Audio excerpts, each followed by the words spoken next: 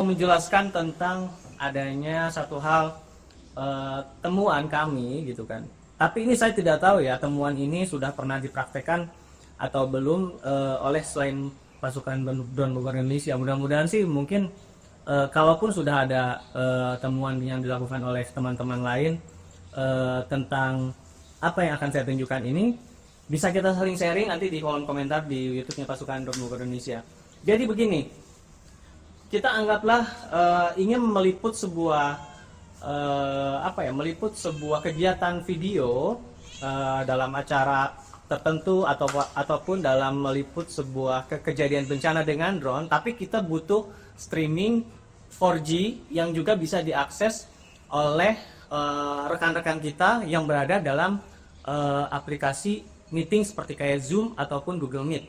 Nah, kita punya semacam temuan yang cukup murah meriah supaya live streaming kita itu juga bisa langsung masuk ke dalam aplikasi platform Google Meet atau Zoom Meeting yang kita lakukan ya. Jadi ini Om Denny nanti akan sedikit menjelaskan tentang bagaimana sih konektivitasnya, terus kemudian bagaimana sih cara kerjanya. Jadi saya secara garis besar seperti ini aja nih Om ya. DJI Neo ini kan ada kamera, dia misalnya dia merekam video, terus kemudian streaming ke dari remote ini streamingnya kan biasanya kan di outputnya itu menggunakan handphone ya, tapi ini tidak menggunakan handphone karena kita mau streaming juga ke platform yang lain selain handphone, artinya membagikan link yang kita punya ke teman-teman kita di Google Meet ataupun di Zoom. Ini dari remote langsung nyambung ke alat yang namanya Raspberry 4. Nah, alat Raspberry 4 ini diisi firmware oleh cosmostreamer.com. Jadi aplikasi firmware-nya ada di cosmostreamer.com. Nanti mungkin bisa dicoba dicek di websitenya di cosmostreamer.com.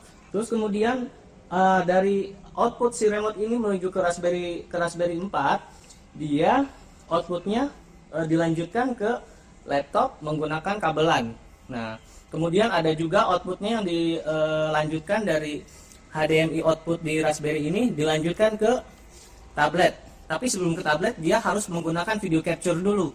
Video capture ini ya harganya murah meriah lah. Kalau misalnya di online mungkin harganya di bawah 100.000, ada yang 60.000, 70.000 gitu kan. Lanjutkan ke USB hub.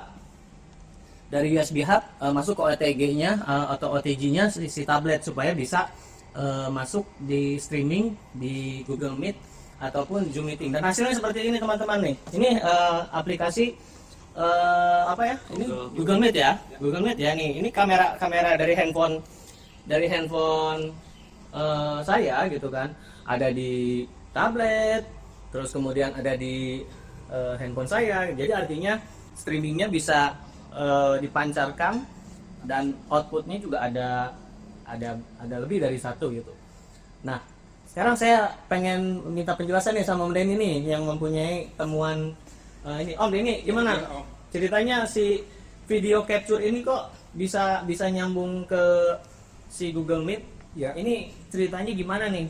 Kok bisa langsung, apa sih si Raspberry-nya ini udah sakti atau gimana gitu kan? Coba jelaskan Om. Ya, jadi sebenarnya ini Cosmos Streamer juga udah banyak yang pakai ya.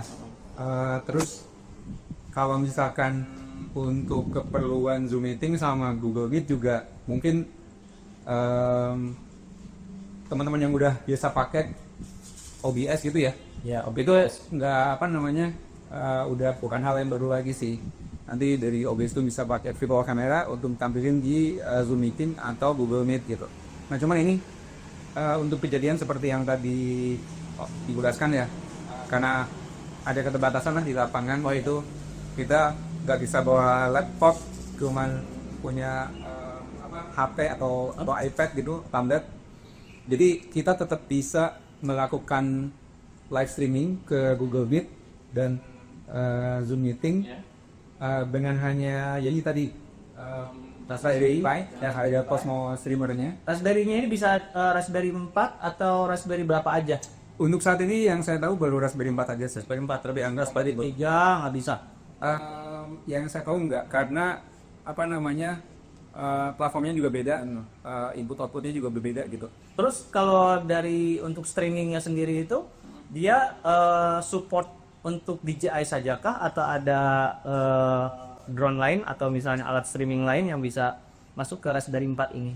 Untuk saat ini di aplikasi Cosmos Streamer yang ada di Raspberry 4 ini, sejauh yang saya tahu itu baru saya tahu ada lisensi itu.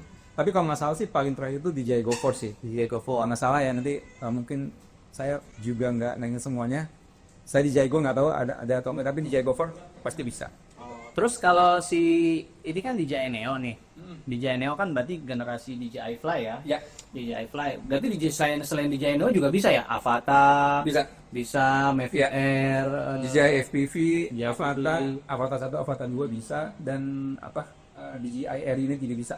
Terus kayak latensinya nih, ini kan pasti namanya streaming, wireless pasti ada latensi Pasti ya. ada. Kira-kira berapa ms tuh Om? Yang Om Denny tahu gitu kan, berapa milisecond untuk diterima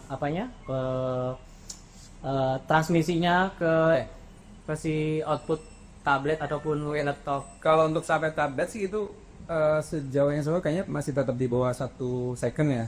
Kalau sampai tabletnya, cuman kan nanti urusan dari tablet lewat Zoom atau lewat Google Meeting nyampe ke penerimanya Itu siapapun yang ikut di Zoom meeting atau Google meeting itu kan, itu tergantung kualitas masing-masing ya. Gitu. yang jelas dari drone untuk sampai ke iPad di sini ya, itu masih di bawah 1 second sih. Nah, terus kalau misalnya kita mau nerbangin drone si DJI Neo ini, kontrolnya kita lewat apa nih? Lewat dari tablet atau Tetap bisa dari aplikasi DJI Fi-nya. dari handphone atau ya? Ya. Oh, jadi ada 2 output yang dipakai berarti dari remote ini. Satu. Udah, Jadi pakai kabel. dari sini nanti ini kan ada port USB. Oh, ada port USB Nanti lagi bisa dikonekin ke ini sebenarnya, Oh, cuman ada kabel lagi nggak ya? kabel data lagi ya? Kabel USB A ke USB C. Nah itu tuh yang sebentar, saya kayaknya ada deh. Mereka punya Ada. Ini kayak ada. Nah ini nanti tetap bisa dikontrol lewat aplikasi DJI Fi App. Jadi intinya remote pilot pun juga nggak usah terganggu, mesti nggak jauh-jauh, jangan jauh-jauh dari alat-alat ini ya. Ya masih sejangkauan kabel. Jangan sinyal kabel lah. Jadi istilahnya si pilot drone jangan jauh-jauh lah gitu kan dari peralatan ini ya. Betul. Sejangkauan kabel. Coba kita lihat latensinya nih. Coba lihat latensinya nih ya.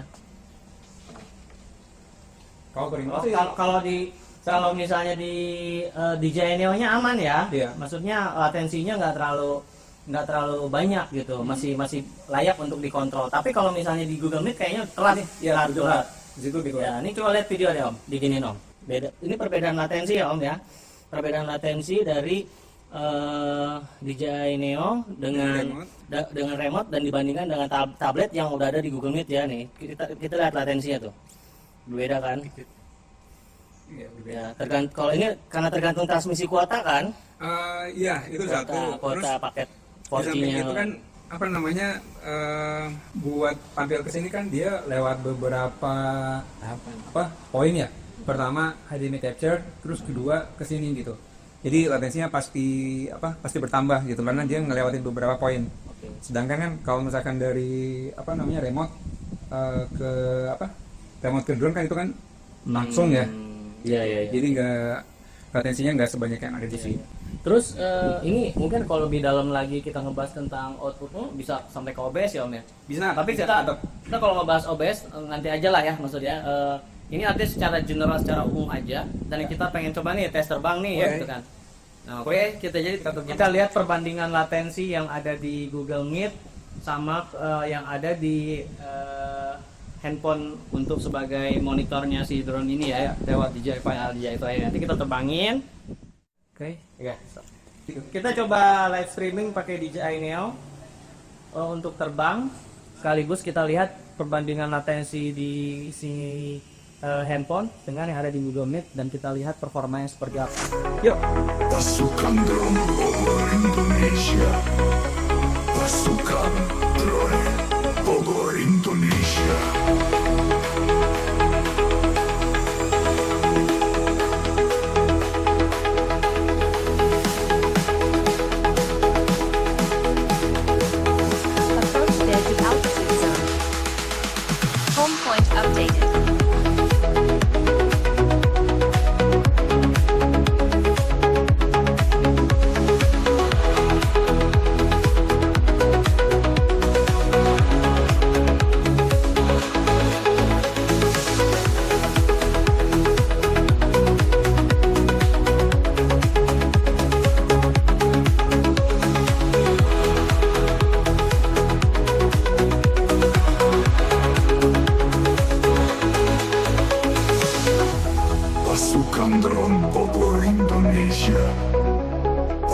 Pasukan Drone Bogor Indonesia. Pasukan Drone Bogor Indonesia. Pasukan Drone Bogor Indonesia. Oke, ini hasil dari rekaman dari streaming DJI Neo. Terus kemudian outputnya ada dari handphone sebagai monitor. Tapi kita juga live streaming, outputnya ada di Google Meet yang bisa ditunjukkan via tablet dan juga laptop. Hasilnya kita lihat sama-sama. Dan kalau ada komentar ataupun saran ataupun hal yang bisa dibicarakan untuk pengembangan atau pengetahuan yang sudah mulai ini, silakan komentar di bawah ya. Yuk, salam satu, satukan untuk musik ya.